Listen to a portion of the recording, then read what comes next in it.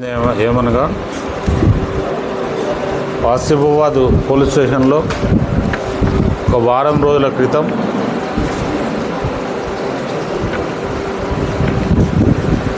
వాదిగొండి గ్రామానికి చెందిన ఒక యువతి మిస్ అయినట్టు, అంటే ఒక వన్ ఇయర్ బ్యాక్ మిస్ అయినట్టు ఒక పిటిషన్ ఇచ్చారు. దాని మీద ఒక మిస్సింగ్ కేసు కట్టడం జరిగింది.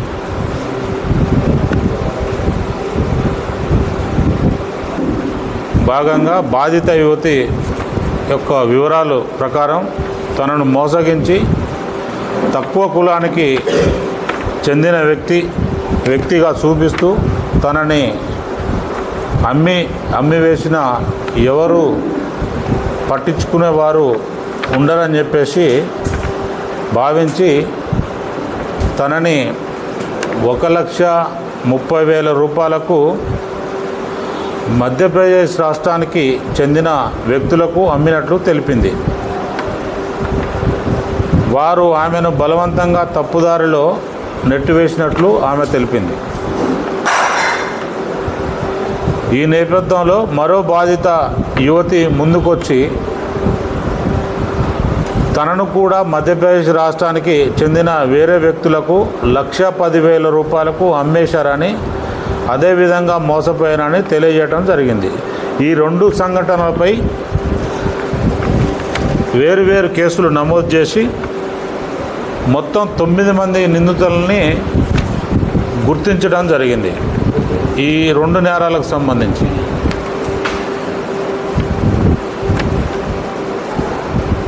ఈరోజు ఉదయం 5 నిందితుల్ని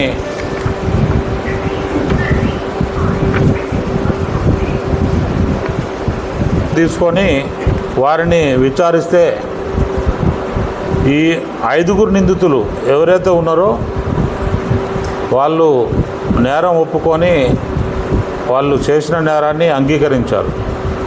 వీళ్ళందరి మీద కూడా చట్టపరంగా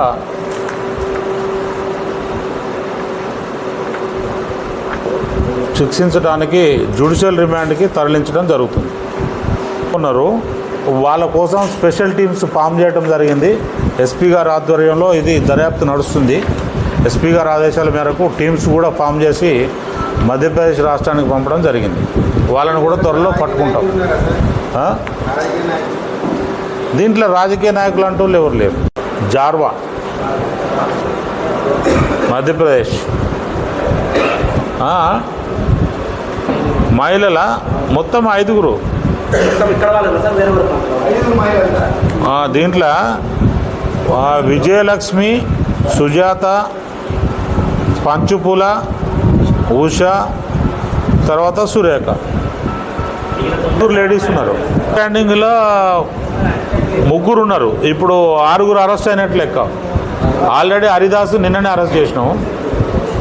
నిన్న ఫస్ట్ కేసులో హరిదాస్ అంటే ఆయన నిన్ననే అరెస్ట్ అయ్యాడు. ఈ మిగతా 5 ఈరోజు అరెస్ట్ చేశాం. టోటల్గా 6 మెంబర్స్ అరెస్ట్ అయ్యారు. ఇంకా 3 అరెస్ట్ కావాలా, వాళ్ళ కోసం టీమ్స్ పోయినాయి. వాళ్ళు కూడా మధ్యప్రదేశ్